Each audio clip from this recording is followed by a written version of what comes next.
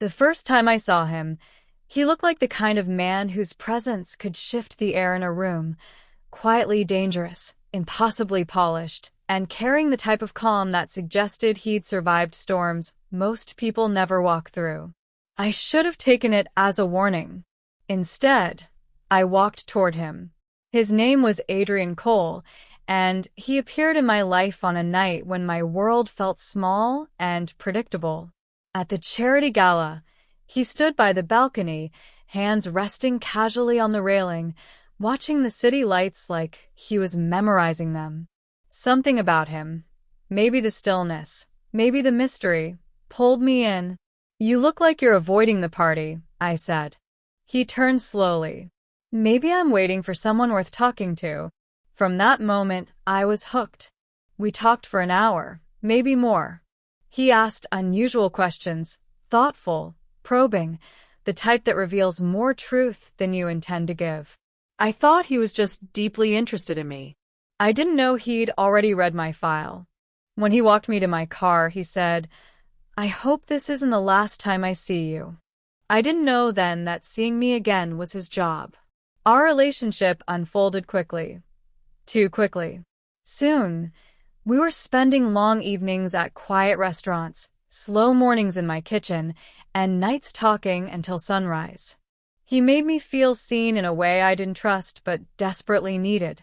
I told him things I hadn't said aloud in years, especially about my brother's disappearance 15 years ago. The investigation had gone nowhere. The case had faded into dust. Adrian held me as if my grief wasn't something to fear. "You don't have to pretend around me," he whispered one night. I believed him. But then, strange things began happening. A dark SUV parked for hours outside my building. Unknown numbers called and hung up. A neighbor mentioned a serious-looking man asking questions about my family.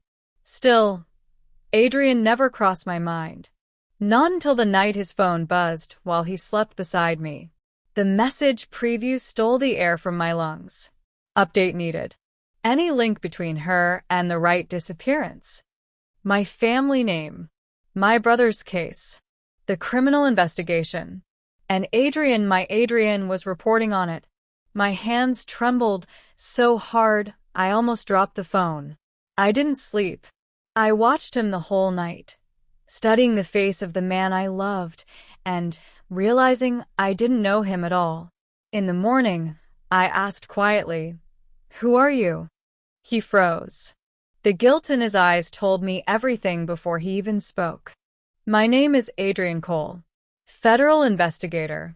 I was assigned to your family's case." He swallowed. "And you were supposed to be the key." My heart cracked. "So you lied about everything?" "At first," he admitted, "but then it stopped being a job."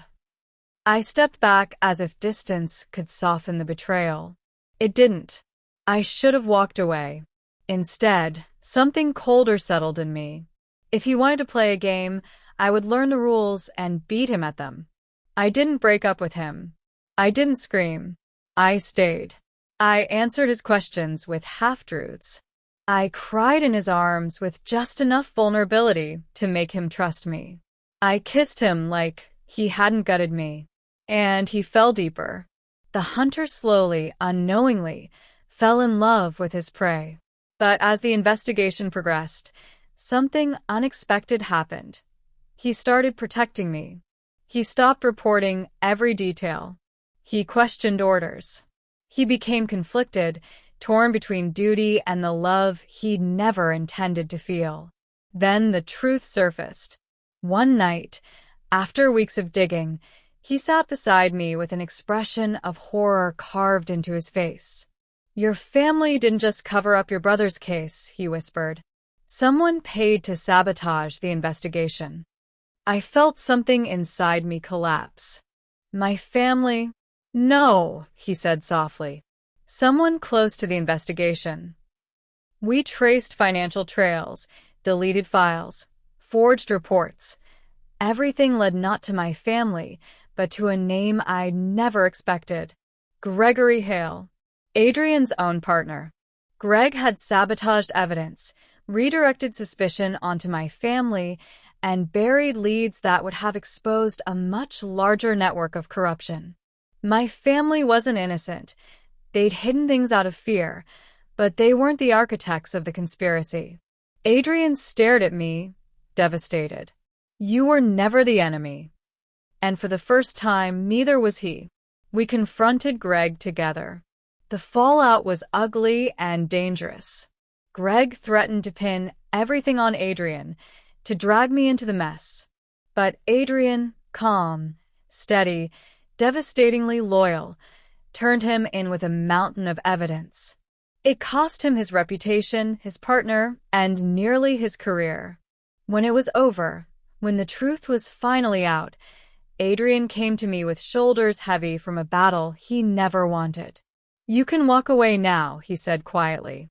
You'd be right too.